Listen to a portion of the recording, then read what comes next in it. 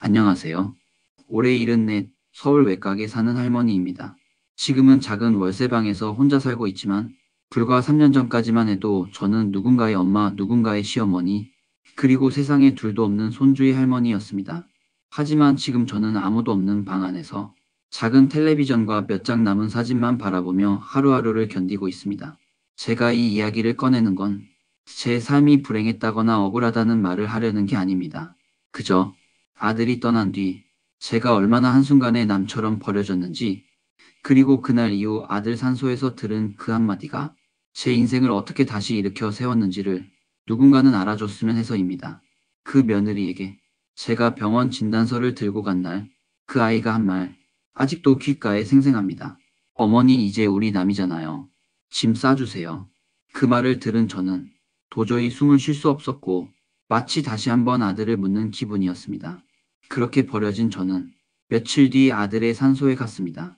그런데 그곳에서 믿기지 않는 또 다른 진실과 마주하게 되었습니다. 지금부터 그 이야기 하나하나 꺼내 보겠습니다. 제 아들은 29에 결혼했습니다. 자기 힘으로 장학금 받고 대학을 졸업하고 대기업 계약직으로 들어갔다가 결국 정규직이 된 아들이었습니다. 하늘 같은 녀석이었어요. 혼자 벌어 혼자 집도 사고 성실하게 살아가는 걸 보며 저는 마음속으로 매일 남편에게 말했습니다. 여보, 우리 아들 잘 컸어? 당신 못 본 거 내가 2배로 잘 보고 있을게. 며느리는 대학병원 간호사였습니다. 또박또박 말 잘하고 매사에 똑부러진 아이였지만 처음부터 저와 마음을 터놓는 사이는 아니었습니다. 그래도 저는 일부러 거리를 두었어요. 요즘 세상에 시어머니가 앞에 나서는 건 오히려 불편하다는 걸 잘 알고 있었으니까요. 아들 부부는 결혼하고 얼마 지나지 않아 손주를 낳았고 저는 손주가 돌이 될 때까지 거의 매일 서울까지 버스를 타고 다니며 아이를 봤습니다. 어깨도 아프고 무릎도 시큰거렸지만 그 아이가 웃으면 아들이 웃는 것 같아서 그 힘으로 다녔죠. 며느리는 늘 바빴고 감사하단 말 한마디 없이 애가 까칠해요. 엄마가 좀 더 신경 써주세요. 하는 식이었지만 그럴 수 있다고 생각했습니다. 결혼 생활이란 게 그런 거라고 스스로 다독였습니다. 그런데 아들이 45, 그러니까 3년 전 어느 봄날에 급성 심근경색으로 세상을 떠났습니다.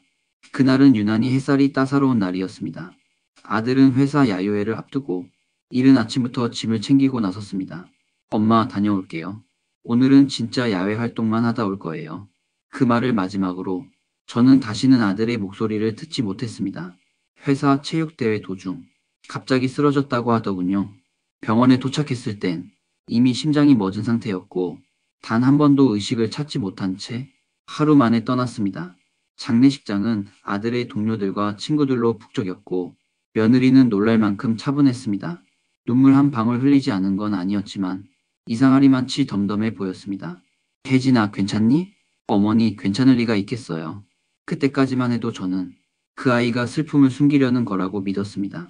하지만 그 후부터 이 집에서의 제 자리는 점점 사라지기 시작했습니다. 아들이 떠난 지 2달이 지나 저는 당뇨병 진단을 받았습니다. 원래도 혈당 수치가 좀 높다 했지만 아들 간호하랴 손주 보랴 정작 제 몸 돌볼 겨를이 없었죠. 당장 병원 치료가 필요했지만 수술이 필요한 건 아니었고 식이요법과 규칙적인 약 복용만 잘하면 된다고 했습니다. 그 사실을 며느리에게 조심스레 말했습니다.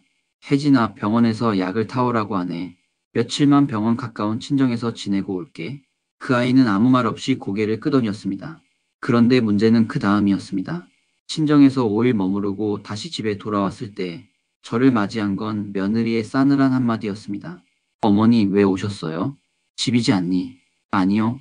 여긴 이제 어머니 집이 아니에요. 무슨 소리니? 그녀는 차분하게 너무도 차분하게 말했습니다. 어머니는 우리랑 피도 안 섞였고 이젠 아들도 없잖아요. 우리 이제 남이잖아요. 짐 싸주세요. 순간 숨이 막혔습니다. 귀를 의심했습니다. 뭐라고? 나는 내 아들 엄마야. 그녀는 냉정하게 말했습니다. 그래서요? 어머니는 이제 가족이 아니에요. 더는 모실 의무도 없고 같이 살 이유도 없어요. 이 집은 제 명의예요. 법적으로 문제될 것도 없어요. 그날 저는 며느리의 말에 반박하지 못했습니다. 눈앞이 흐려졌고 다리가 풀려 문 앞에서 주저앉았습니다.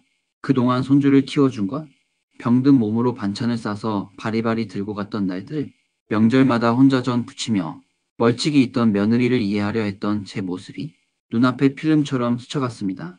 그럼 내 짐이라도 챙기게 해라. 제가 마지막 남은 자존심으로 말하자 그 아이는 문 밖으로 제 짐을 내놨습니다. 검은 비닐봉투에 제 옷가지 몇 개와 손주 사진이 든 액자 하나. 그날 저는 집이 아니라 제 인생에서 쫓겨난 기분이었습니다.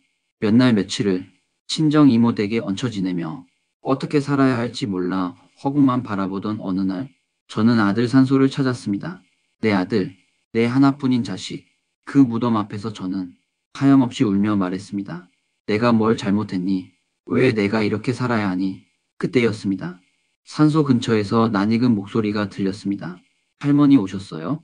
그 목소리는 아들의 대학 동기였던 민수라는 아이였습니다. 어떻게 여길? 그는 조용히 앉으며 말했습니다. 저 형님 그러니까 형수님이 보험사에서 일하는 지인과 이야기하는 걸 우연히 들었어요. 아드님 돌아가신 날 바로 사망보험 청구한 걸 알게 됐거든요. 금액이 억 단위였어요. 그 말에 저는 숨이 멎는 줄 알았습니다. 그 아이는 말을 이었습니다. 사실 그 보험은 어머님께서 아드님 퇴직금 일부로 들어주신 거라고 형이 예전에 말했었어요. 형은 그 돈으로 어머님 노후 챙기겠다고 했었는데 저는 민수의 말에 정신이 번쩍 들었습니다. 그 보험 증권이 제 명의가 아니었다는 사실이 너무도 후회스러웠습니다.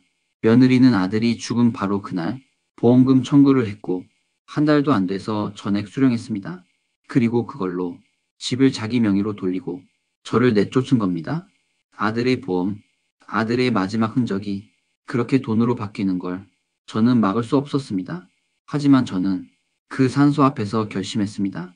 더는 울지 않겠다고, 더는 내 인생을 누군가의 그림자처럼 살지 않겠다고. 지금 저는 구청의 노인복지센터를 통해 작은 월세방에 살며 무료 급식을 받고 있습니다. 처음엔 부끄러웠습니다. 내가 왜 여기까지 왔나 싶은 자괴감에 몇 번이나 집을 나서지 못했죠. 그런데 어느 날 같은 센터에서 만난 할머니 한 분이 말하셨습니다. 따님이 보내주신 김치 덕분에 일주일은 든든했어요. 할머니 참 좋은 분이시네요. 그 말을 듣고 저는 처음으로 웃었습니다. 그래, 나 아직 누군가에게 좋은 사람이구나. 누군가를 살리는 사람이구나. 지금 저는 노인복지관에서 김치 봉사를 하고 있습니다. 매일 손끝이 얼어붙는 줄도 모르고 채소를 다듬고 절이고 버무립니다. 누군가에게 한 끼가 될 수 있다는 것, 그게 제 삶의 이유가 되었습니다.